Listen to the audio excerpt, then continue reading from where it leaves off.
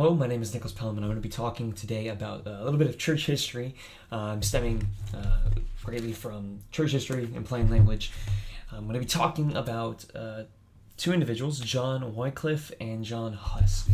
Both of these individuals were important in the Reformation and the schism between, I guess, what would be the Protestants and against the Catholic Church. John Wyclif, originally, we don't know much about his life, but what we do know is much about his theology and what he believed and his criticisms and critique towards the Catholic Church. He was a staunch critic of the Catholic Church and eventually would go on to sort of have this almost radical idea against the Catholic Church. He said, well, the Church is, the Christ is the head of it. And that's, common in Protestant literature and dialogue. But his emphasis there was in rejection to what he thought the Catholic Church viewed as the Pope is as the head of the Church. And because of this, he believed that the Pope almost took this antichrist role, placing himself above God in the Church. Very antichrist type of language.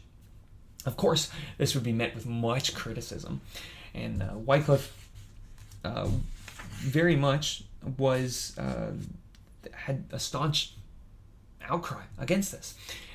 He would go and be pushed away from academia, and his focus would be more towards the shepherds, to the laymen, to the common folk out in the country. And there he sort of taught that this needed to be the grace of God was meant for everybody, and that had a strong emphasis on the personal relation with God. So there was eventually these individuals called Lollards, and they would be very common up there. They grew to be quite common, and they would be people that would be handing around little pamphlets of the gospel and very active in presenting the gospel to the everyman. They would be very humble in their clothing that they wore, without sandals, barely without sustenance, to be honest, and so they would be reliant on the community to provide for them. Well, in this, eventually Wyclif's writings and theology would be strongly pushed back against the Catholic doctrine and viewed as almost as very combative. And in some sense it was. He was a polemic against the Catholic Church. So one later down the line, we have a John Huss. And John Huss was a Czech, and he was very influenced by Wyclif's writings. He viewed Wyclif's writings as,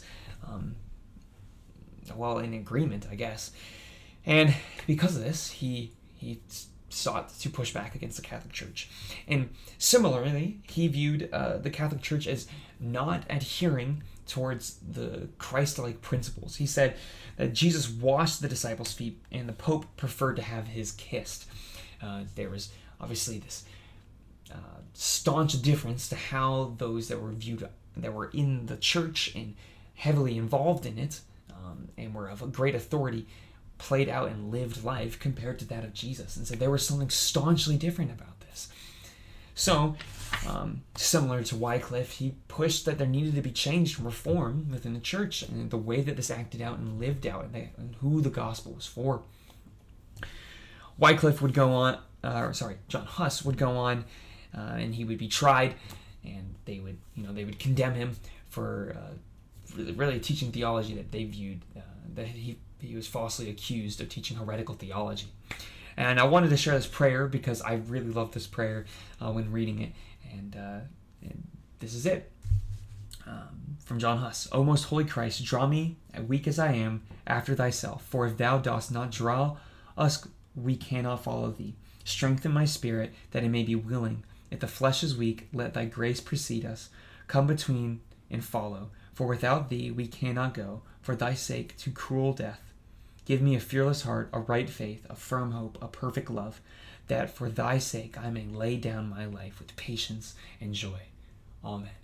He lived out this moral theology so well, and lived out what it meant it to be the church as somebody that knew the gospel well and deep, against those that may have taken a very high, distant view of what it meant to be a servant,